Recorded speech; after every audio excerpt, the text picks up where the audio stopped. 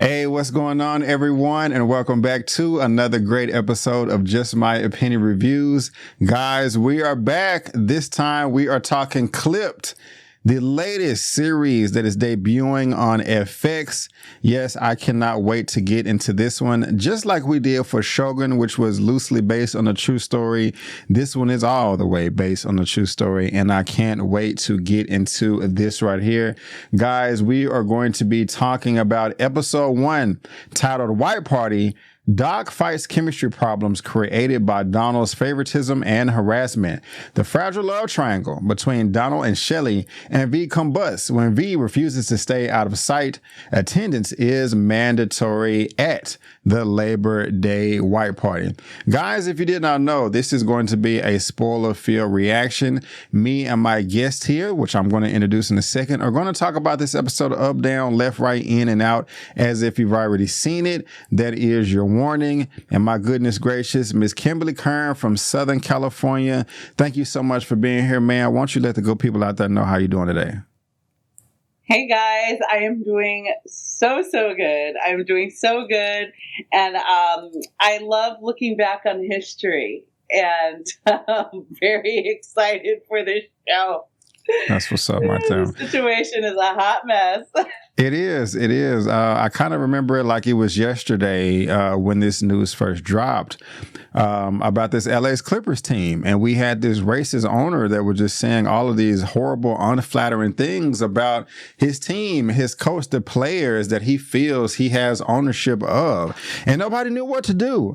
I remember talking to my brother about the same thing. Like, man, what can be done? If this was a player, if this was a coach, if this was an assistant, if this was a trainer, if this was anybody else in the organization, they could have heard this audio and just fired the guy. But you can't do that when you're the owner because you own the team. So everyone was stuck between a rock and a hard place, not knowing how to proceed with this organization. It was all over the place in 2013. And I'm really, really glad that FX decided to turn this into a show on their platform. When I first saw the trailer, Kim, I was instantly glued in. I knew I wanted to watch it. I knew I wanted to cover it, especially when you have Mr. Laurence Fishburne in the lead as Doc Rivers, one of my favorite actors of all time. I thought the casting of this was perfect, and not just him, from across the board. We got Ed O'Neill in here, Ed Bundy from Married with Children from the 80s and the 90s. My mom really didn't like me watching that show when I was younger,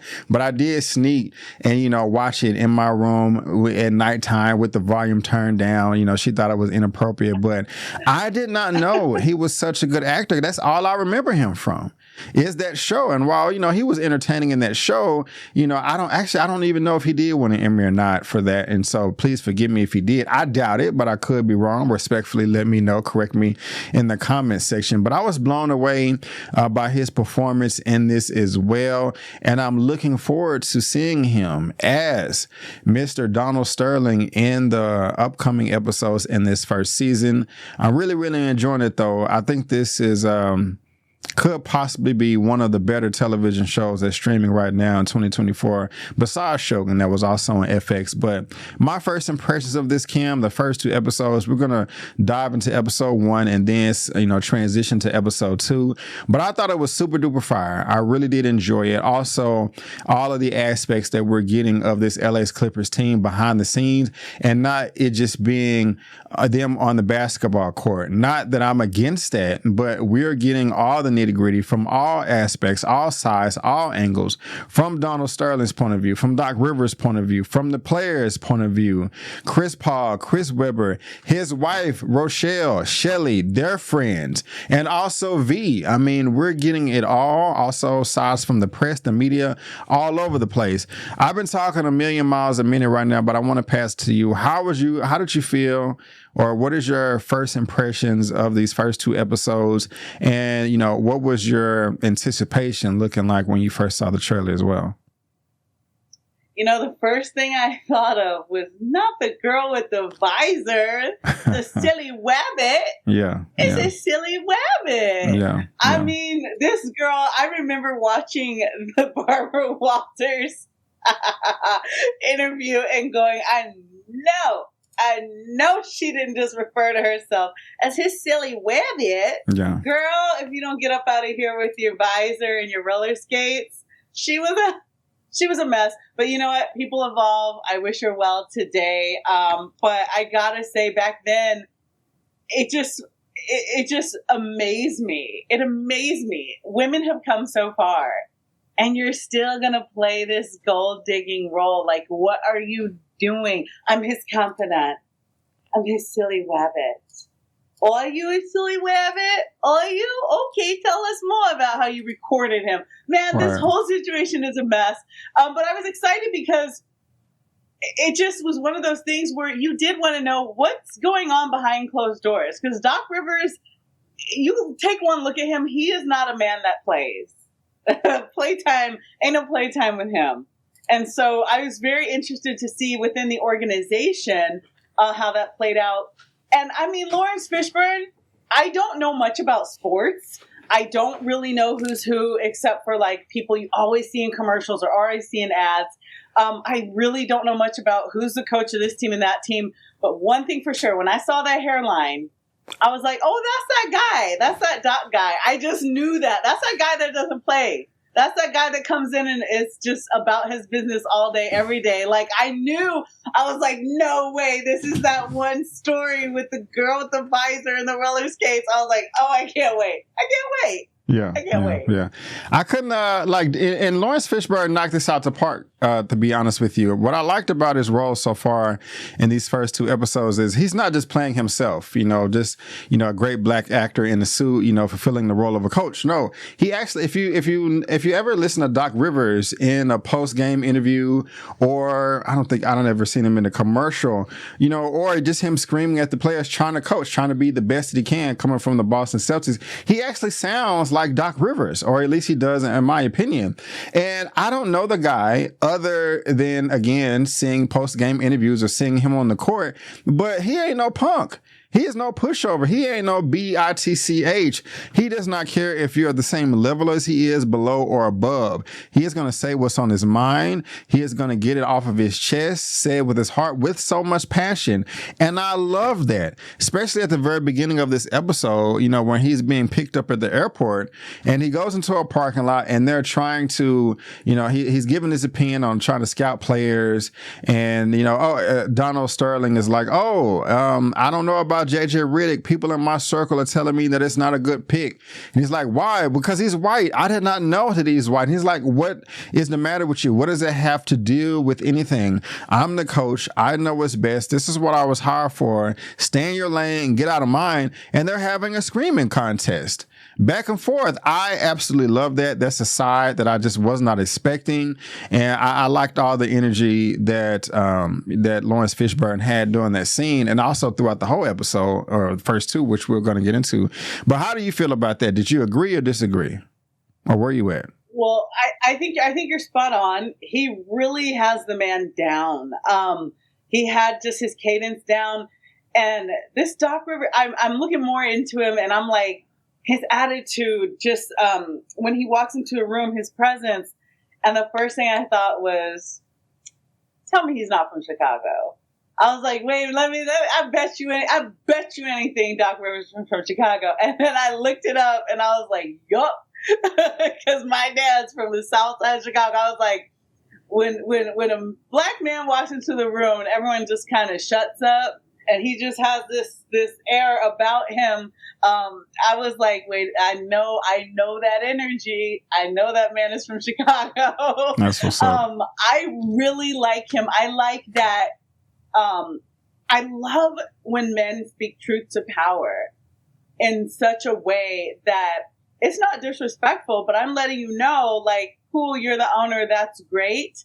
But I'm coaching this team. I'm the general here. And let me tell you how it is. And they come back with, no, let me tell you. And they come back with, no, let me tell you. Like, I love the way this man just stands his ground and is not having it. I love his energy. And come on, the perfect actor, Trey's dad, come on. Laurence Fishburne was excellent casting. And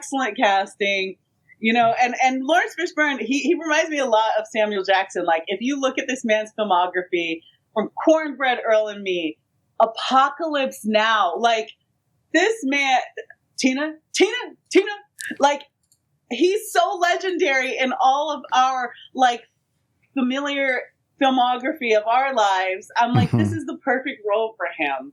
And so I'm just loving the energy of, like, this billionaire guy that acts a fool. I mean, man, this man, Sterling, acts a fool up against this guy that's not having it. I love the energy. I love the dynamic. I'm going to come back to Donna Sterling in a little bit, but I want to ask you this question right here about Doc Rivers, Laurence Fishburne, because, you know, while I'm loving everything about him so far, you know, he may not be a saint. You talked about Miss Silly Rabbit, Miss Cleopatra Coleman right here. And we're definitely going to get into her. Did you think that she was overstepping her boundaries at the very beginning when Doc is, you know, in the office, you know, trying to figure out the ropes of the organization, and she's like, "So, are you going to recruit this player right here?" He went off and was like, "Why are you talking to me like this? This is none of your damn business. Leave me alone." How did you feel about that scene? Was she out of place? Was he rude? Were they both wrong? I'm very curious on where you read on that. Please let us know. Please let us know. You know what? He was spot on. And look, I grew up in Orange County. I've done, a lot of you know that I used to do weddings, a lot of high-end weddings, a lot of stuff in Beverly Hills and Orange County here at home that I've done. I've been around these circles a lot, and there's always that one chick that you know is a gold digger, but usually they know their place. Usually, you know, if you went to Ho University, you kind of know when to speak and when not to, how to keep the checks coming. But every now and then there's a girl who doesn't really understand how to play the game, which I don't respect at all because I have always made my own money. I love the feeling of buying something that I worked hard for. I will never be a kept woman. I don't understand the psychology of a gold digger. But I've seen it a lot growing up here in the OC and doing a lot of work in Beverly Hills. And she's totally overstepping her bounds. Are you kidding? In a business meeting, you don't open your mouth at all. And that's just not just for gold diggers. That's just for, look, unless you have a real seat at the table and you're making decisions, that's just out of respect for the hierarchy of things, you know, and if someone calls upon you, then you better be ready to come with some real conversation, some real facts, and something that can add to the situation and the conversation. But you don't interrupt these men talking about, are you going to trade so-and-so? Because I heard that he's expensive. And girl, if you don't shut your out of your place mouth right now, she was so out of place. But I love that he didn't tap dance around her. I love that he wasn't like, oh, this is the owner's side chick. This is the owner's girl. I guess I got to kiss butt. He was like, it's none of your damn business. Right. Excuse me, V. Like, I love the way he checked her. I do not have a problem with that at all. Got you. Yeah, and that should have been a kind of a reality check for her as well. That actually, I don't know I can't remember actually if Donald Sterling was in the room at that time. Because what I was going to say, okay. He didn't say anything. He was cutting his food. Gotcha. His food like a 5-year-old. Yeah. Gotcha. Yeah, he didn't say anything. So I guess, he was cool with it, so that possibly should have been a wake up call for her, but it was not. It was not. But now, like you just said, Mr. Ed O'Neill, Mr. Al Bundy, from way back in the day. My goodness gracious. I did not know that he had it in him. I really didn't. I have a lot of respect for him now, more as an actor, as a performer, as an entertainer. Because like I said, I've only known him from Al Bundy. I'm pretty sure he's been in a number of other projects. The Bone Collector, Finding Dory, Wreck-It Ralph. I don't remember him in any of these. Jay Pritchett. Yeah, Jay Pritchett. Modern Family. You know what? You're right. That's my dude. I didn't watch that show. Okay. Oh, he played Sofia Vergara's husband, and I love him as Jay Pritchett. Okay. Yeah, it's so funny, that's almost like seeing Carl Winslow play someone totally different. It's like when you grow up seeing somebody play such a monumental role, that's so specific. It's really weird to see them. It's like seeing your teacher at Target or something. Like, it's really weird to see them in something else. So yeah, I really love Ed O'Neill. I love that he's still around. Love that he's still working and doing things that are relevant. I think that's amazing for his career. I think that's awesome. That is amazing. That is awesome. All of that you said, I agree. And the thing about it is, like, I'm loving his portrayal, you know, but he's playing a monster, you know, so I'm on the fence right now. I'm playing tug of war, like, oh man, you're doing such a great job, you know, and I'm liking you as an entertainer in real life, but I despise your character so much. You're so, you know, evil. Excuse me. You're so bigoted. You're so hateful, and you're so ignorant. And then you have all this power. Yeah. And again, I don't mean to sound like a hater, but I'm also just thinking to myself, man, how did you gain all of this right here? You know, you're very undeserving, sir. But that's just the way of the world. That's just reality. That's just how, you know, things work. You know, just to be honest with you, there's a ton of people that deserve everything in the world. And they're all, you know, I only have 2 pennies to their name. But then you have monsters at the top of the mountain with all of the billions, all of the millions of dollars. And, you know, Donald Sterling is an example of that. What was also just really disgusting is at the white party at the very beginning, how he's treating the men. You know, like parading them around like they're circus animals, like they're zoo animals, not only at the parade, but also later on in the locker room. You know, when these men are half naked, he's bringing in these season ticket holders, like, oh, you adorable little Care Bear, grabbing his face like it's like his grandchild, like it's a toddler or something like that. Oh, hey, how's your wingspan? How big is your wingspan? Why don't you let these people over here know so they can poke and prod at you? It's just like, this man has the audacity, the gall to do this, you know, and you can tell where he comes from. I mean, he had no remorse at all, no idea, no inkling whatsoever that what he was doing was just messed up and condescending, you know, but he thought it was A-okay, you know. And so, how did you feel, you know, during that scene? I wanted to vomit, but where were you at? Like my grandmother would say, shut my mouth wide open. When I saw him grab Blake Griffin's hand, I was like, see, that's that thing. That's the same thing as, oh, now is this your hair? Oh, it's so curly. If you don't get your hands off of me and my hair and mine's, like, that's that thing that we deal with. I am not on display for you. I am not your toy. And it reminded me when he was asking the gentleman, like, oh, what's your wingspan? Oh, this and that. Like, okay, there's 2 things I think of here. One, a lot of people, if you meet Shaq, you're probably gonna ask that. You're probably gonna ask some silly questions. But here's the thing: if you're an 8-year-old, you're probably gonna ask something like that. You're probably gonna reach out and try to touch someone because they're so tall and they're so big. But if you're an adult human man, right, on the face of the planet that's gone through school and that was raised right, and maybe not by a pack of wolves, you might know how to behave in mixed company. You might know how to behave with other adults. And one thing you don't do is hold an adult man's hand like he's a child and parade him around, because that's that plantation mentality. Like, well, I own you. Like it came from the horse's mouth. I own you. I feed you. You get cars because of me. And something, Brandon, it made me think of is yeah, these guys are millionaires. Yeah, they got $100 million contracts. But people of all types that understand discrimination, it doesn't matter how much you bring home. When someone behaves like that towards you, it's dehumanizing. It's humiliating. I've had people do that. I've been the only Black girl in class, at work, pretty much all my life. And I have had grown people, as me and as an adult, grab me by the arm, grab me like I'm their toy. Yeah. And you just kind of want to professionally have a good day, get your hands off of me. It is so frustrating to watch. That was so frustrating to watch him hold his hand like a child. Yeah. Yeah.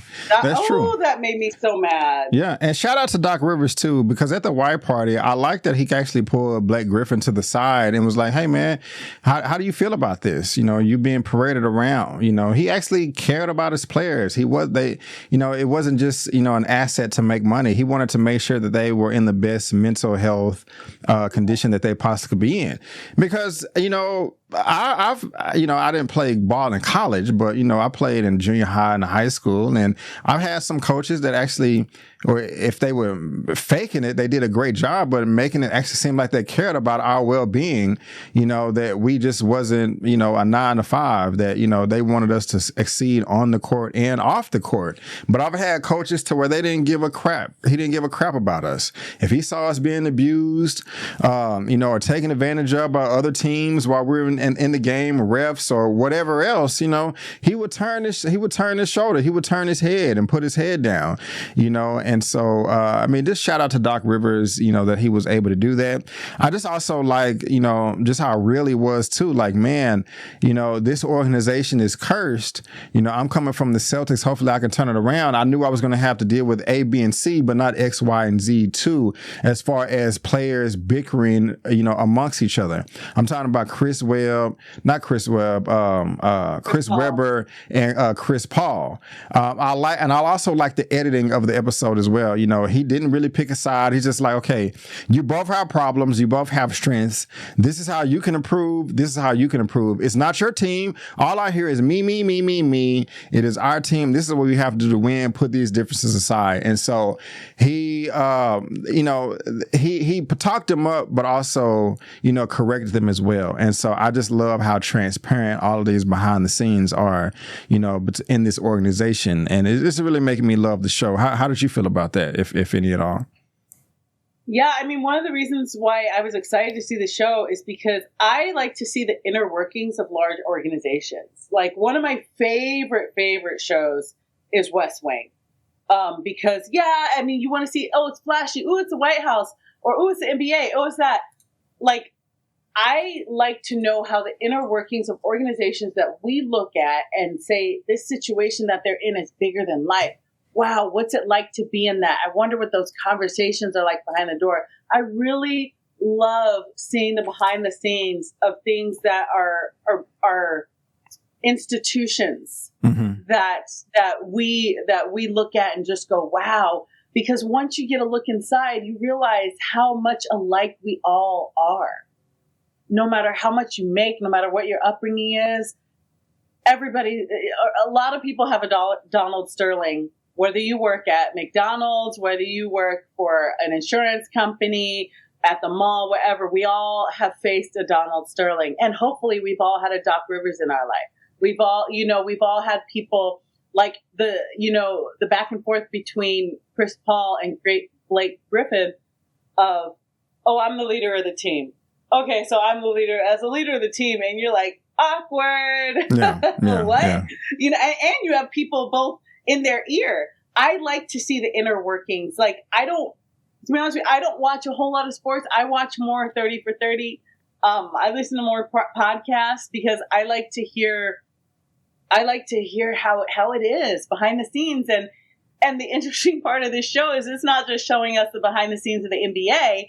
It's the behind the scenes of a billionaire's marriage, behind the scenes of the life of a alleged gold digger. I don't want to totally disrespect this woman. The situation was out there. I don't want to be disrespectful to anybody, but it allegedly she's a gold digging hoe, but that's just what it looked like. Right. I like to see what are you thinking? Why would you go on national TV and talk about you being a silly wabbit? Right. What are you doing? You're making me want to go back and look at the interviews right now after we're done with this recording, because it was such a long time ago. Another creative thing. I'm sorry, did I cut you off? Did you want to keep shining bright like the sun? Okay. Now, another thing I'm liking about the show is just, of course, the production is fire, but just the editing around it as well.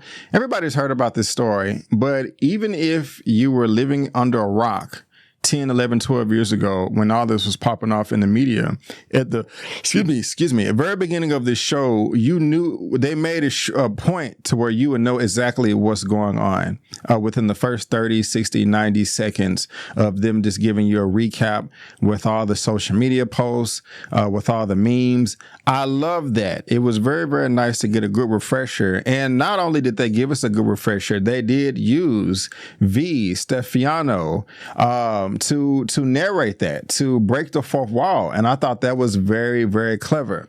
Now, speaking about her character, you've come across a lot of men in life. I've come across a lot of women, had friends, colleagues, dated women in there. I have met a number of women. I know some more than, I knew some a little bit, some a lot, that would use their body, that would use their face, that would use their sex appeal to knowingly take advantage of men, simp men that didn't have that much confidence in themselves, to get ahead, to get material things, to get the bag, as you would say. I also knew some women that they would do that unintentionally. They were maybe the nicest, sweetest girl in the world. But men will flock to them, and they really didn't know all the beauty they had on the outside. But that's just the way that the cookie crumbled. The reason why I'm bringing that up is I want to ask you how you felt about V. Do you think that she was knowingly taking advantage of Donald Sterling and or other men in her life, or she just was more ignorant about it? Now, we know that her friend was, and you're very clever with coming up with these names, these little sidebars, these monikers for these characters. Now, we know she was a big influence, like, girl, you have this, you have that, won't you do this and get them to bend to your will? But how do you feel about V? You think that it was more on purpose or more intentional, or, she was just ignorant, or more, being a silly rabbit and all that? I want to hear a woman's perspective on that, please. I've heard many sides. I growing up in the OC and doing a lot of work, especially on set, doing a lot of work in Hollywood and stuff like that, and being up in Beverly Hills doing events and stuff. I've run into these women a lot. I actually made a friend that I had to unfriend very quickly, and we went to hang out. There's a new friend, met this new girl. I was like, oh, hey, girl, you meet a sister in Orange County, and it's like, you got to be like glue because there's not a lot of us. And so we went out, and all of a sudden I'm like, why are we around all these old white guys? And she's like, girl, like, you got to do this and you got to do that. And if you want a bag, these guys are so and she was trying to like, give me the rap. And she was trying to be like, this is what we got to do. And I'm like, I owned a business at 19. We don't got to do nothing. I buy my own. I pay my own way. If you want to do that. And I just lost so much respect for her. And I was like, girl, bye. Like, I can't, because I feel like women, we have been through too much to be gold digger. I think it's not respectable. I don't think it's respectable. I have gotten to arguments with women. Women have actually argued with me about not only is it respectable, but it is a profession that takes skill. It is respectable because if you're dumb enough to pay, then why can't I be smart enough to take it? So, I mean, to each his own. I personally don't respect it. There's something wonderful about buying your first car and you sign the note. It's something great about buying your first like really cool bag and you're like, I got this because I worked freaking 60 extra hours of overtime. I went to Italy because I worked overtime for 6 months. I worked 7 days a week, 12 hours a day, and I took myself to Italy. And I felt proud because I didn't go because some man paid for it. I didn't have to sleep with someone to do that. I didn't have to tease somebody with my amazing body. No, just kidding. I didn't have to tease someone or something like to get that. And so I take a lot of pride in making my own. And I struggled. Don't get me wrong. I've struggled, but the only one that's going to pull me out is the Lord. I'm not going to some man, but I've been around these types, Brandon, and I hate to see it. It's frustrating. It's annoying. I hate to see the way they treat wives, people who have taken vows, and they just stomp on people's vows. In terms of being the side chick, to me, it's not respectable and it gets on my nerves. But sidebar. But who records somebody? This woman had over 150 hours of recordings. It wasn't just the famous one we all heard. It wasn't like she heard him popping off about black folks and was like, "Oh, excuse me? Oh, wait a minute. Okay, you want to act a fool." No. She had 150 hours. So she went back. Yeah. She was dumb, but she wasn't stupid. Gotcha. I love that. You know what I'm saying? Right. So it's safe to say that you did not sympathize with her or empathize with her at all. I feel bad for women. I'll tell you where my heart is. Honestly, where my heart is, I feel really bad for women who feel like they have no other way in life but to lie, to cheat, to steal, to be the side chick, and to use their body to get things. It makes me sad because you're missing out on the great pride of struggling and making your own way. And that really makes me sad. Yeah, I feel you. And I also kind of, throw my personal life in here as well. There was a young lady that I met. We were hanging out maybe 10, 11 years ago. And she was very attractive. It was obvious that when she goes out, men are just like, "Oh man, who is?" She turned heads. It's just the type of woman she was, whether she was intentional with it or not. And once that she was hanging out, she just really opened up to me and was just very humble. She was like, "Brandon, I don't know how to do anything. I have a little bit of education, but I don't know how to do this. I don't know how to do that. If I didn't have this, and these assets, I don't know how I would survive." And I kind of felt sorry for her, but then I didn't, when I got to know the real her, because she was like, "Oh, you're not one of these sucker ass niggas that, will give me, pay for my nails or cash app me 70, whatever the cash app 10 years ago, but deposit $75 in my account." I was like, "Oh, okay," but I just kind of thought about that. I thought about that with V as well, because she did have guys like that in her life, because later on, she would tell me about them. I was like, you could almost got me, not for my money, but at least the sympathy and attention in, in the company or something like that. But I was just very, very curious. Now, her wife was on game the whole time. Of course, she's in their 60s. We're talking about Rochelle, or Shelly, who I really did like, played by Jacki Weaver. She was another standout in this episode, another actress, like I said, that I was not familiar with, but I do have a higher level of respect now, because just another supporting actor that is dang near leading this. She did a great job. You were just talking about the recordings, and when she was asking Donald about the assistant V earlier on, it's like, okay, what is she doing? What is her purpose here? You've had assistants before, but this is different. She's like, "Oh, she helps me stay consistent with what? Oh, she takes records. She helps me remember things. She records me. She has recordings of you." Donna was dumb as hell. But she knew, oh, my camera turned off. I got to cut my fan on. But I'll be back in a second, guys. I just want to finish what I'm talking about before you can see me again. But she knew what was up. She knew what was going on. She knew the game, and Donald did not. And so I definitely want to hear your thoughts on her. But was she another standout to you? Because she definitely was for me in this show. Go ahead. Look, Jacki Weaver is a boss. Something I love. She's been around a long time, but something I love is when an actor, their career skyrockets after 50. I think it's so inspirational. Jacki Weaver is a wonderful actress. I first really got to see her work on Silver Linings Playbook when she was opposite Bradley Cooper and Robert De Niro and Jennifer Lawrence. I thought she did a wonderful job in that film.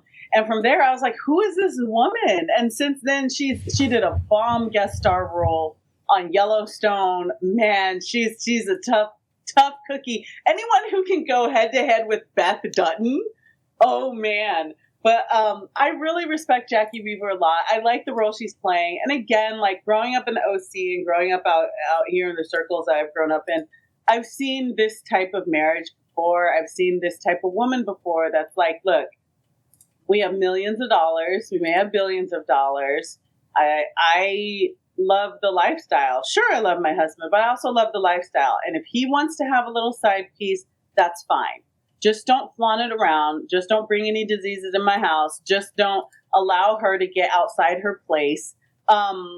there are certain women, I'm not going to say every rich woman because that's not true. There's a lot of wonderfully compassionate, wonderful, wealthy people out there that are actually doing wonderful things for their community and not selfish and don't, switch up beds and go to key parties, But this particular situation, I've seen it before of women who are like, I want the status. I will not divorce this man because then we're part owners. She was 50-50 owner in that team, in the Clippers. And her and her husband, they said they owned over 150 properties, like together on the line, on the signature line. They own it together. I mean, it was his name on a lot of stuff in terms of just notoriety.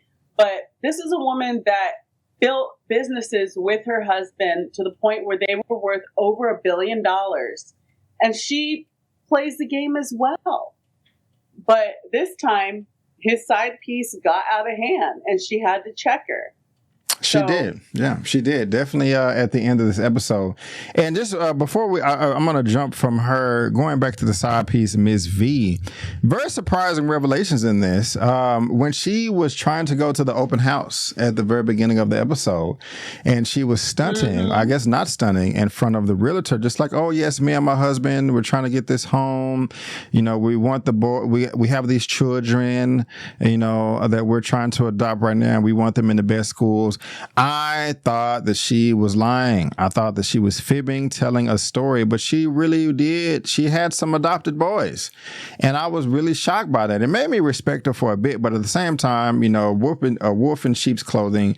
Not every person out there that adopts children, does it, in the goodness of their hearts. They could be just trying to get fame and notoriety or, have them as slaves and servants and things of that nature. That was not revealed in this episode, but I was very, very surprised, that she has some adopted boys. But I do like all the questions that Shelly was asking, that Rochelle was asking. I also like the venting that she had with her friends too. I think they was at dinner and had the red shirt saying Team Shelly. Yeah, just trying to hype her up. Yeah.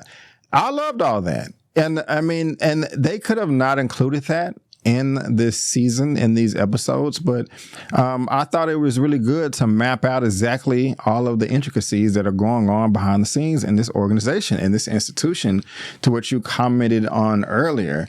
And I really am loving it. And she's jealous, which is understandable. They've been married for decades on decades. And I think, being jealous sometimes is warranted. You know what I'm saying? But V did definitely overstep her. I even like the question. I had the picture right here. She's like, look, and you made the comment, like, I don't mind you have an assistant and you may even be smashing her on the side, but please don't have her out here dressing like a hoochie, embarrassing us, on the, can she go up in the box? Does she have to be sitting on the floor with us? Why is she driving a Ferrari? Why is she shopping at the same store that I shop at and is in my face telling me that I'm a witch? And I was like, whoa, and what is going on? Donald, you need to get it together.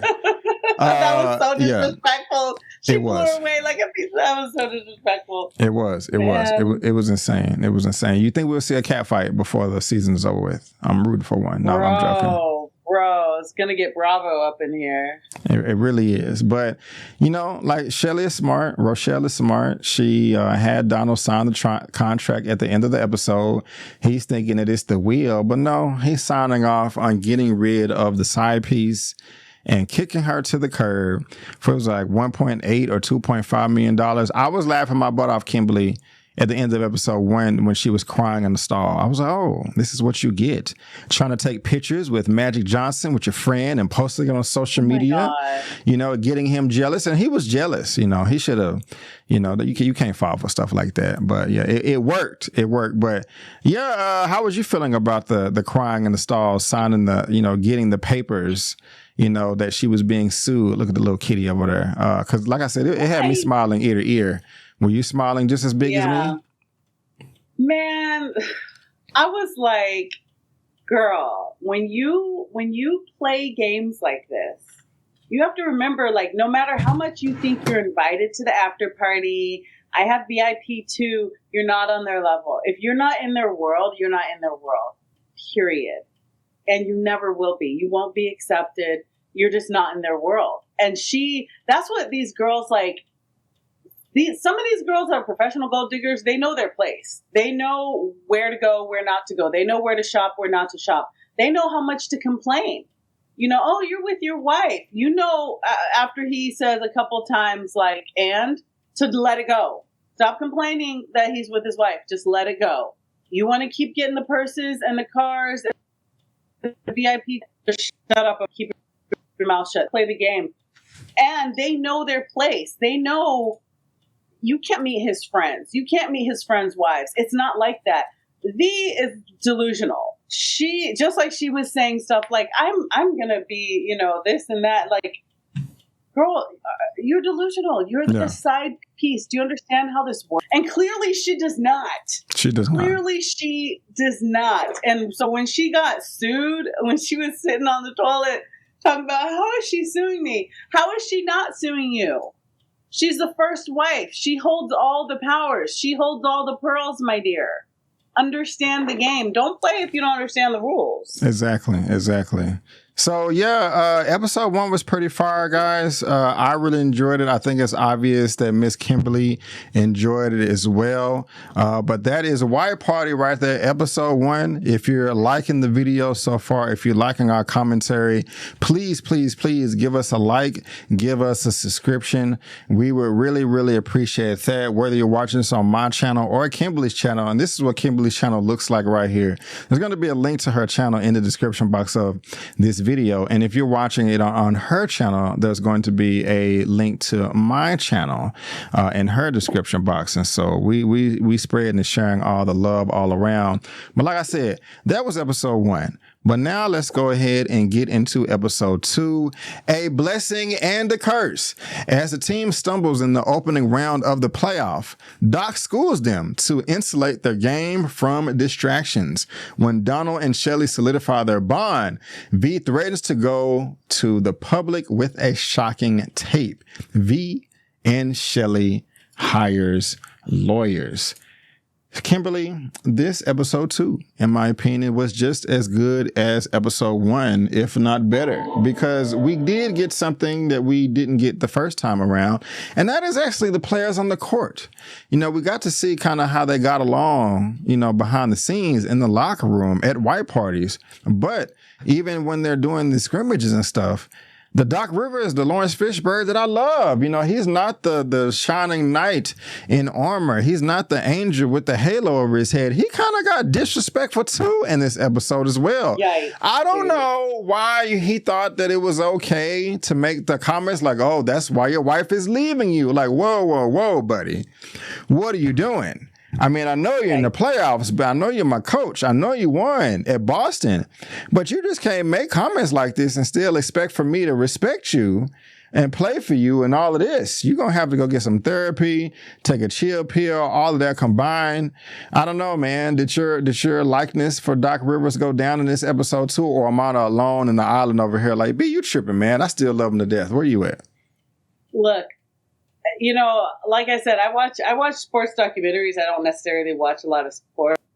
It's greatest coaches in history that their players could come to them with anything, that really understood that for a lot of these guys, you are the father figure. Mm-hmm.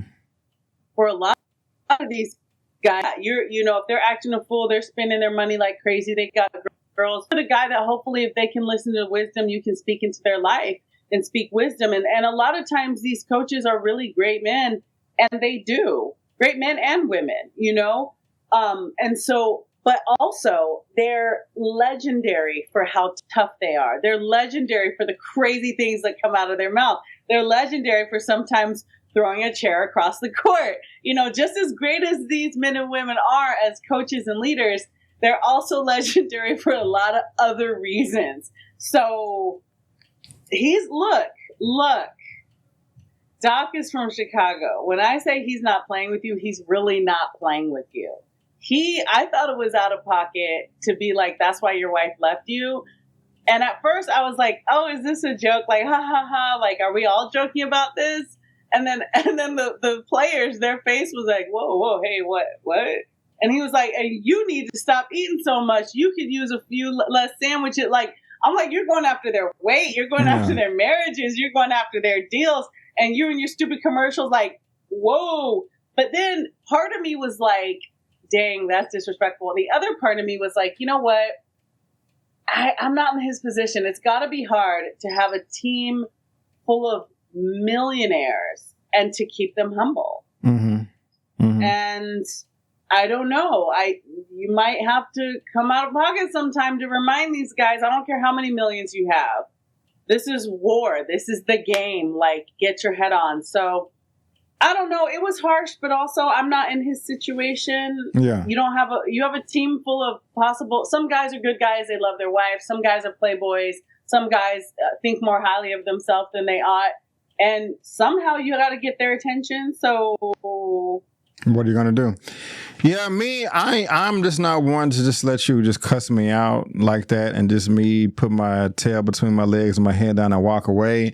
You're just not going to talk to me in a type of way. But at the same time, it just also... fight if you would talk to me like that. Yeah. It would have been a fight, but... It just depends on our relationship and the setting and the environment, also who's around, because the relationship too, because, if we're cool like that, it can just be tough love. You know what I'm saying? Like I have a relationship. I mean, I have a group of friends, but a handful of them, they can talk to me like this. Like, B, you are bullshitting, man. You need to get your ears together. Stop tripping. You said this is your goal, but you're over here doing this, you're doing that, and you're not going to, so stop, stop being a bitch, whatever. You know what I'm saying? And I won't get offended, but you can't just be anybody and say that to me. You know what I'm saying? I was also thinking, like, Doc ain't been here for 15 years. It's not like he went to one of them quinceañera. Right. So it's like, whoa, man, hold your horses. So I'm definitely curious on you guys' thoughts on that. Let us know in the comment section, the chat, whatever below. Have you ever been talked to like that? Somebody was like, get your fat ass in the, yada, yada, yada. But also, we was talking about the professional whore or hoe or however you want to call her here, that's smart, that was influencing V. I liked her at the beginning of this episode too, because while she was giving a bad influence in episode 1, she was also trying to talk some sense into V in episode 2. Like, hey, I didn't sign up for this. Let me out of the car. Take me home. Why are we going west? Are you going to just show up at Shelly's house because she's suing you? How is this going to look in court when you're trying to adopt these boys? When you're trying to get a house? This is not 6 p.m. in the evening. This is 11 at midnight or 11 midnight, 11 p.m. or midnight, 1 in the morning. It's going to look like you're being retaliatory because you're being sued right now. You just can't pull up. So I did like that about her. Is she still the devil to you, or did that make sense? I'm exaggerating.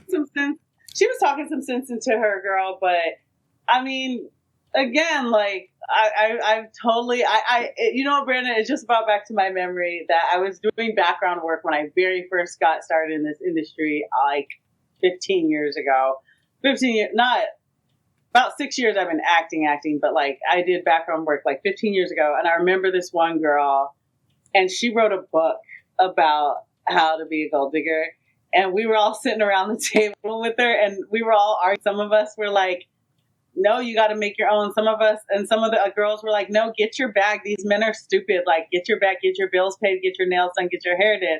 And I remember it was just a table full of us. You brought back a core memory. And some of the girls were like, there's like rules to it. It's almost like honor amongst thieves. There's like rules. And so she was playing the game too. And she was like, this is how you play it. Like, yeah, you act like this, those phone numbers are going to go dry. Like you never step to the wife. You never do this. So just girls in battle, I guess. Yeah. I'm also thinking about the scene where they were in the dressing room as well. And she stole all of the, I guess, swimsuits or lingerie. She stole panties. Yeah, stole some panties. Stealing choni. Girl, get away. The way she tried to rationalize it was very interesting to me as well. And seemed like she... like a light bulb went off about what she kind of had to do. It was kind of disgusting to me, but again, we do know that people like this exist, in But the world. Brandon, I have to say, Brandon, you brought something up. It's interesting the way she justified it. Is that there's certain people, and she's a great example. Like, because she's like, look, they make these underwear in a factory. It takes $1 to make these underwear, and they're selling it for $200. They justify things. It's like people that steal from CVS or Walmart, and they're like, well, it's a large corporation. They can write it off at tax time anyway. Look, some of these, that may be a fact. That may be true. But like they say, integrity is what you do when nobody's watching. Yes, honor this is and true. integrity is what you do when no one's watching. I don't care that they can write it off at the end of the year because they're a large corporation. It's having integrity. You don't just steal. So, man, girl, bye. Miss me with that. I got you.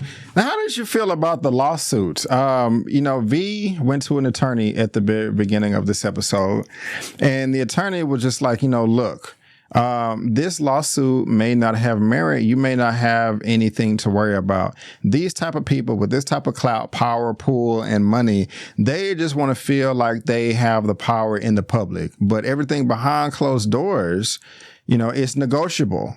And that's a point right there. And he brought up the Meals on Wheels point and just said, hey, if I give, because she was trying to sue him. Shelly, Rochelle, was trying to sue V, saying that she extorted her husband, but they were gifts. And he brought up the example, hey, if I donate to Meals on Wheels, but my wife hates Meals on Wheels, can my wife sue Meals on Wheels? And I don't think that's the case.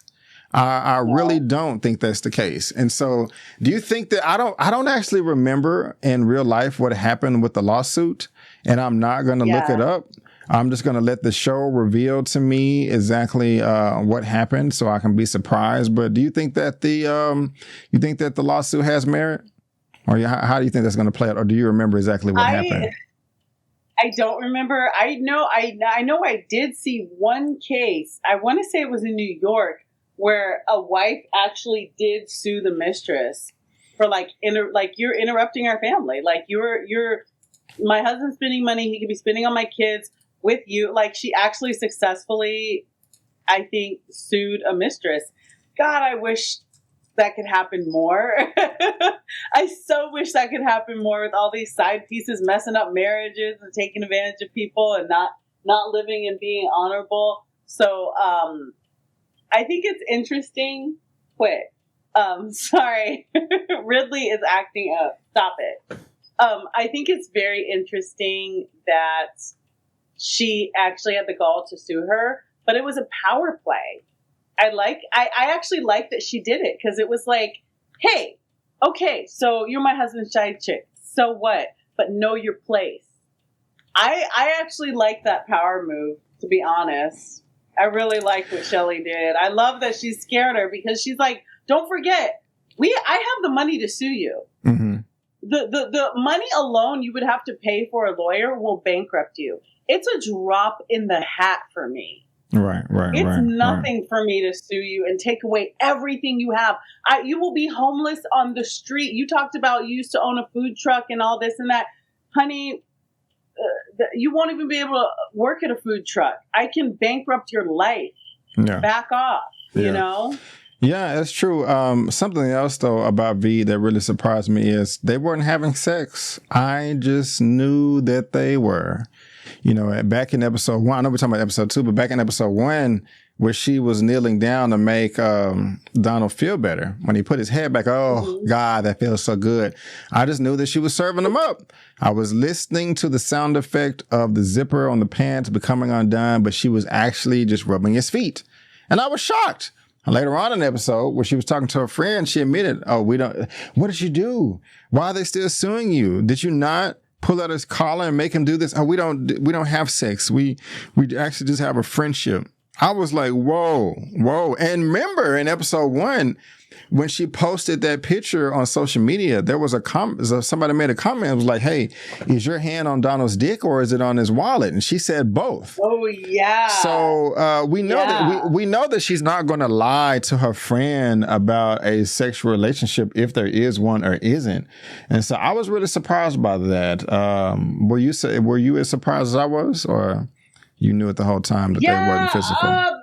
Yes and no, because one, don't forget, I mean, today Donald Sterling is 90. So don't forget, when this happened, I believe he was 82. Mm-hmm. So it's possible that sex wasn't even physically possible for this man. That's it's true. possible that had she met him in the 80s, like it would have been on, you know, and rocking. But at his age, maybe that wasn't even an option. That's just true. You know, you can't say that for Robert De Niro and Al Pacino. They just had babies, but but for this man, maybe that was the case. But also, you have to remember, like when you are, I feel like a lot of these men and women, when you're exposed to so much, when you're a billionaire, like with a B, it's so easy to get bored when everything is at the snap of a finger. So sometimes, like you can get sex anywhere. That's true. Me? Like you're a billionaire, you can get sex anywhere. So sometimes it's not about the sex, it's about the power. It's about, I like that I could tell you to do a little twirl for me. And no, I don't want to sleep with you. I just like that I can. I just like that I can say it. I just like that I have the power to make you come over and dye my hair outside by the pool in lingerie. Yeah. Sometimes and she did do that too. The power of doing that is more seductive than actual sex. So you're right. You hit the nail on the head. And you know, I guess he just didn't, you know, I guess that wasn't his interest, because he did kind of go back to his wife and strengthen their relationship kind of towards the beginning of episode 2, when she was outside throwing all the memories in the pool and hitting him, you know, with their photo albums. You know, they kind of rekindled their relationship. In the morning, they got a nice little massage, you know, took V's VIP away, and that was quite funny as well. And that's when the tape leaked, excuse me. But that was, you know, that was surprising too. Like, oh, you don't pull me and sit me on your lap and stroke my hair and have me on the court, on the floor with the green dress twirling around, you know. I was like, oh, that's just kind of sweet, you know what I'm saying? And so, I don't know. That was just kind of surprising to me, you know. That was surprising to me. What was also surprising is LeVar Burton, excuse me, that popped up in the sauna. I love LeVar Burton. Yeah, I do Reading too. Rainbow. Yeah. That's my Reading Rainbow dude right there. Yeah. He taught me how to read. You're silly. You're silly. But I love that. But I like that because it kind of spoke to like how, like with Beverly Hills, like how it is, like you're just out somewhere and you might run into someone that's been your hero your whole life. That is how it is out here. Funny story about my cousin came out to visit from the Midwest, and she's like, I hope I see a celebrity. I want to see a celebrity. And we were in Santa Monica, and she was looking one way, and Arnold Schwarzenegger comes by on a bike. Wow. And right in front of us, and there was a light, and I don't know what made me do it, but I said, oh, hello, Arnold. And he was like, hello. And my cousin was looking the other way. What? And I was like, girl. And she's like, who are you saying hi to? And I was like, girl. That's crazy. Girl. That was Arnold Schwarzenegger. Yeah. But like, that's just a little side story. But like, that does happen out here. And so I just thought it was funny how in his rest space, he was just chilling with LeVar, talking about life. Yeah. That's funny. I like that a lot too. You know, because that's just to help, you know, ground the show more in reality, and you know that this is the everyday life for these type of people. And it wasn't just one scene; it was multiple. And I like the commentary, the comedy too. Yeah, he said, "Man, I changed my schedule to come in this sauna because I was trying to hide from this other member that." And LeVar was, because he's weird, and he said it makes these audible orgasmic noises or breathing techniques. He's like, yeah, he never wipes down the elliptical. The yoga guy. I found that very, very funny. So I like the inclusion of that. Go ahead. I like that because it's like you look at Doc Rivers and you think that, you know, you look at these larger than life people you see on TV. You just have this idea that they're larger than life, but look, they get lonely too. It's helpful for this brother that's in Beverly Hills to talk to another brother about what they go through at work. Like LeVar Burton, I'm sure on the set of Star Trek that he dealt with some stuff that everyday black men deal with every single day. Yeah. And so no matter, like, it's helpful when you're a rich man in this situation to be able to talk to another rich man in this situation, or if you're a famous guy on TV, it's we all need to talk to someone. Moms need to talk to other moms. You know, people who just graduated college and are trying to make it. It's helpful when you're talking to someone that's in the same boat. So I like that this show, that's what I like about the behind the scenes of the institution of the NBA is in this, we're able to see how totally crazy different we are. Like you and I don't have to worry about somebody recording us and taking away millions of dollars. But at the end of the day, everyone gets lonely, everyone gets frustrated, everyone's tempted, you know. So I like seeing the humanity in it in this bombastic situation. Yeah, and to speak about the recording. They revealed it to us in more ways than one. The first time they showed the scene, he didn't actually say, or they didn't reveal at the time, don't bring black people to my games. You know, that was later on where they extended the scene. This is another way I like the production, and the way things were edited and the way that was just kind of revealed to us. I mean, of course we knew it happened, but it just made it that much more entertaining the way it unfolded, you know, between these two episodes. And so, yeah, Donald Sterling he's not smart. He didn't think that through. Oh my God, he's so how do you I don't, maybe because he's old and he was like 82 when this happened, but in this day and age with cell phones and recording, how do you put yourself in the situation? But then again, like if you think of it like Prince Harry, you know, remember when he was in Vegas and he was playing like strip poker and people released the pictures, like Kevin Hart had his situation, you know, where he put himself in a stupid situation with a girl that released the pictures. I don't understand it, guys. And I know it's not just a man thing, but it kind of is. Like, I don't understand how you let us, and I say us as just women, the female, like, are we so amazing? Are we so, you know, are we hypnotizing you so well that you would put your billions on the line to just talk freely about the blacks and let yourself be recorded? Yeah. Sir. Yeah. Sir. Yeah. What are you doing? And this also the way it was revealed in the public too. You know, they thought it was a sex tape at first. You know, Doc Rivers goes on the bus, talks to the players like, hey, just want to let y'all know our stupid, you know, our annoying owner got caught on the tape, you know, with his side piece. And that's the end that we're going to talk about it. You know what I'm saying? And then towards the end of the episode, it's like, the tape reveal. Oh, was it a sex tape? No, it's an audio recording. And it showed the headline that, you know, hey, don't bring black people to my games. You know, very, very funny to me. Very funny. And she really felt like she did something. She's, you know, V is doing roller skates, rollerblades in the street with neon Care lights. La la la. That was icing on the cake for me right there. I see it's very entertaining to you. Yeah, ma'am. That's crazy. Also, before we head out of here, I like the relationship between the players. Them doing Shibuya roll call on the bus. That was so fun. That was very entertaining to me.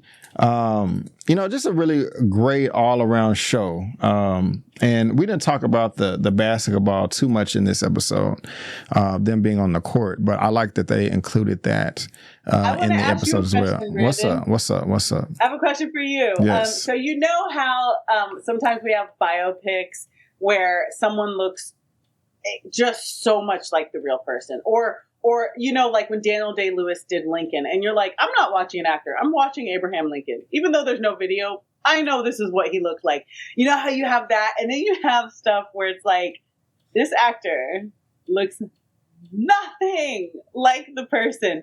Did that bother you at all? Because like, I see the actor, and by the way, I'm not knocking the acting. I'm just saying, how did you feel about, like, the guy that played Chris Paul don't look nothing like Chris Paul?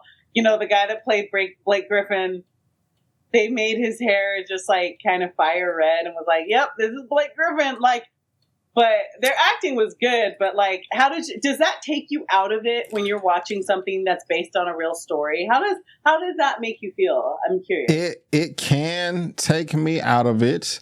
It has before, but it did not in this episode or this so far. I don't know if it's because I'm biased because I like the actor, but J. Alphonse Nicholson, I thought he did a decent job. I think Chris Paul is a little darker than he is, but I thought it was decent. I thought it was okay. It didn't bother me. We also got that's Laurence Fishburne. Where is he? I had him pulled up here.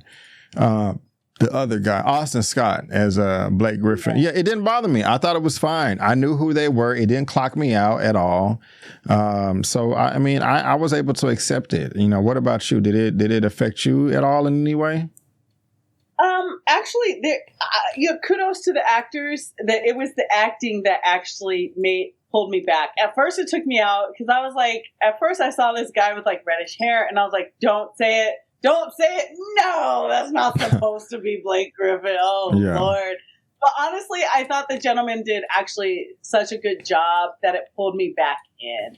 Cool. Just like, yeah. I love that gentleman right there. But I kudos to them for the acting because I feel like they really embodied these athletes and the politics of the game. And so kudos to them. It did take me out. But then I was like, okay, all right, you know what? Fine. I'm good with it. But it's just interesting because some people, I know it bothers them so much. Like with the hairline, at first I was like, Laurence with the hairline. But then I was like, when I saw his hair, I was like, I know exactly when I saw the trailer for this and I didn't know exactly what it was.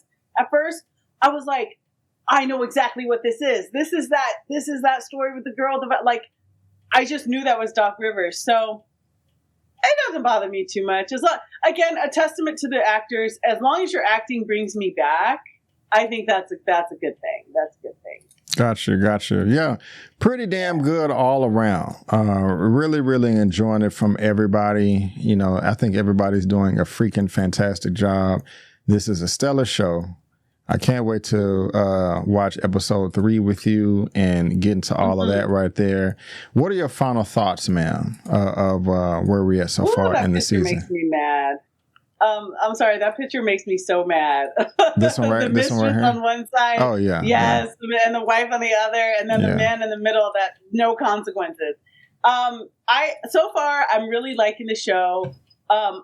It's interesting because you know how there's that American Story series where it talks about like O.J. Simpson and all that. I think this is kind of this is the same vein, same producing. So I didn't think it was that big of a story back 10 years ago, but now that I think of it, this was the prelude to 2020. I mean, this happened 6 years before 2020, I think. When athletes were really taking a stand, when athletes were really saying, you know what, how about I don't show up because I feel like, my people are suffering and you're not doing it. Like this was a situation, had we known what 2020 would have brought us and the social situations we're still fighting, I actually think this story is important to tell because this was kind of the first situation that really made the athletic infrastructure say, look, you do understand 70% of the players are Black. So when somebody says something crazy and out of pocket like this situation showed you cannot just roll your eyes. So I actually am more interested into seeing the details of how this unfolded. And I'm interested in seeing, how the chairman folds in, the NBA chairman folds into this. And I really want to know what was these point in doing this. Was it just fame? Because something interesting, Brandon, that caught my attention is she didn't send a text to the wife with the recording attached saying, you want to sue me for $2.8 million? Fine. You got to give me $10 million if you don't want this tape to go out. True. It's interesting to me that a woman that's trying to adopt 2 boys and trying to get her own place, it's interesting to me that she didn't use this recording as leverage for money. Because she totally could have.